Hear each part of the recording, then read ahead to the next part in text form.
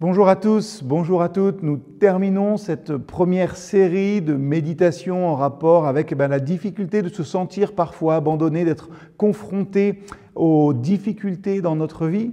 Et j'ai choisi un texte de circonstance du Lamentation de Jérémie, chapitre 3, verset 22 avec 3, je les lis avec vous. Les bontés du Seigneur ne sont pas épuisées. Il n'est pas au bout de ses tendresses. Elles se renouvellent chaque matin.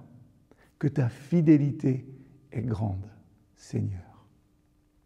Alors, ce que je vais dire fera peut-être sourire certains, mais je vois que je vieillis au fait que l'aube, le lever du soleil, devient mon moment préféré de la journée. J'aime me réveiller un peu avant que le soleil ne se lève, quand il fait noir dehors, quand tout semble un petit peu fragile, que l'horizon est bleuté là. Je trouve qu'il y a dans ce moment une sorte de paix et en même temps, il y a une certaine attente. On attend que la lumière pointe le bout de son nez pour pouvoir nous mettre en mouvement dans une nouvelle journée. À chaque fois que je regarde le soleil se lever par la fenêtre, je me demande pourquoi, dans ma vie aussi, je rate ce moment si souvent. Et je ne crois pas être le seul. Et voilà pourquoi. Souvent dans ma vie, je rate aussi les levées de soleil. C'est parce que trop souvent, nous nous laissons emporter par la nuit. Nous nous laissons emporter par notre travail, les soucis, nos relations, parfois des dépendances, et les ténèbres qui sont là et qui s'amoncellent, ils s'accrochent à nos peurs tout au long de la journée.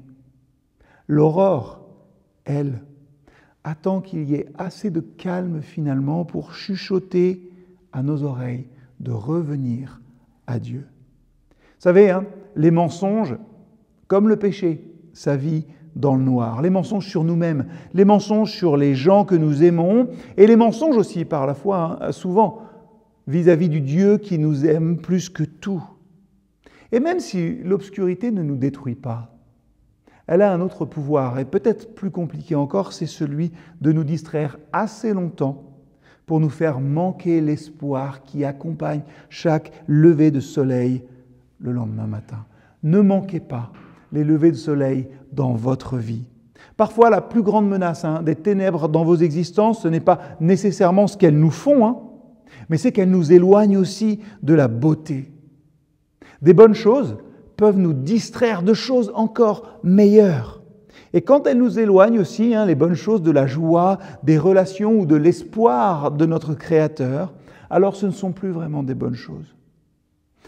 Ne vous laissez pas berner en pensant que l'obscurité est toujours destructrice. Parfois, ça va juste être distrayant.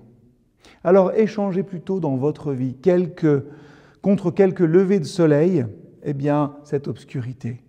L'espoir, je le crois, parce que je crois en ce Dieu qui est le Dieu de toute espérance, est impatient de faire irruption chaque matin dans nos vies. Mais notre responsabilité, c'est aussi à nous d'être là pour l'attraper.